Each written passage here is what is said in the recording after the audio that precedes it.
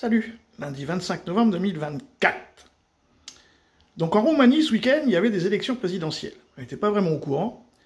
Donc l'Europe était tranquille en disant oui, c'est le sortant qui va gagner, ils avaient les sondages et tout ça. Et puis il y a eu ce mec-là, alors moi je connais pas bien son nom, enfin ça va être dit quoi, qui vient de remporter, hein, en tout cas le premier tour avec 22%. Il a fait campagne sur TikTok.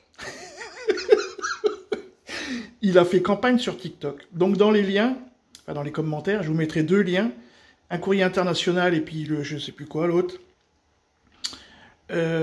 Pour expliquer un petit peu tout ça. Parce qu'en fin de compte, les représentants de l'Europe viennent d'être balayés. Littéralement balayés. Ils ont fini 3e, donc ils ne seront pas en finale. Donc lui, il va rencontrer une nana de droite. En fait, c'est l'extrême droite, hein, grosso merdo, qui vient de remporter les élections présidentielles. Et il va y avoir les législatives dans la foulée, hein, c'est-à-dire la semaine prochaine. Le deuxième tour d'élection présidentielle, c'est le 8 décembre.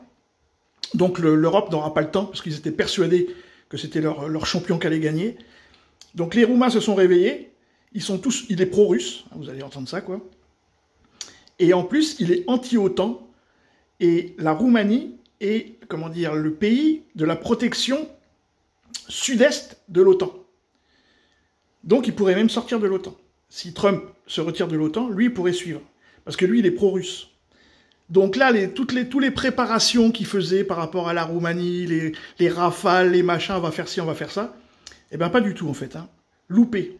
Donc je ne sais pas comment va réagir l'Occident, mais là, ils viennent de prendre coup sur coup la Géorgie, ils avaient déjà triché avec, comment on appelle ça, ceux qui sont juste au-dessus de la Roumanie, là. C'est ce petit pays, là. La Moldavie. Bon, là, maintenant, ils se font avoir en Roumanie, la Hongrie, la Slovaquie, qui ne veut pas non plus. Il y a de plus en plus de pays qui rejoignent l'alliance russe.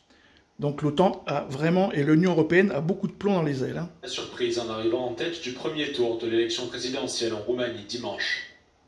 Le candidat indépendant Calin Georgescu a obtenu plus de 22% des voix, après une campagne menée sur les réseaux sociaux et axée sur la souveraineté de la Roumanie. TikTok, vous vous rendez compte ? Il s'est également exprimé à plusieurs reprises contre l'aide militaire en Ukraine et a multiplié les déclarations en faveur de la Russie et contre l'OTAN.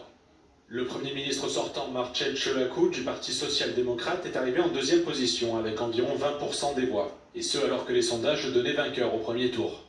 Marcel Ciolacu a déclaré vouloir convaincre les Roumains de rester dans le pays et rassembler l'importante diaspora roumaine disséminée partout en Europe. Alors, justement, pas du tout. En fin de compte, c'était tellement serré avec la deuxième, c'est une petite mère de droite, qu'en fin de compte, à 99% des dépouillements, c'est pour ça que je vous ai mis deux liens, parce que ça c'est entre 12h et 7h, il s'est passé, hein, entre l'article il y a 12h et l'article il y a 7h, il s'est passé un bouleversement, c'est-à-dire qu'elle a gagné avec 19,30, et lui là, celui qu'on vient de voir là, le petit gros là, il a perdu avec 19,20, hein. C'est vraiment quelque chose, donc il a été éliminé. Elena Lasconi de l'Union Sauver la Roumanie est arrivée en troisième position. Non, elle est arrivée en deuxième. Des voix. Cette ancienne journaliste reconvertie dans la politique a également évoqué la diaspora roumaine. C'est elle qui va rencontrer le champion. De toute façon, c'est de la droite tout ça. Mais le résultat le plus surprenant est certainement celui de George Simion, le leader de l'Alliance pour l'unité des Roumains d'extrême droite, qui a obtenu 14,1% des voix. Contre toute attente, George Simion ne sera donc pas présent au second tour de la présidentielle. 13 candidats se sont présentés à la présidence de ce pays. Bon, voilà.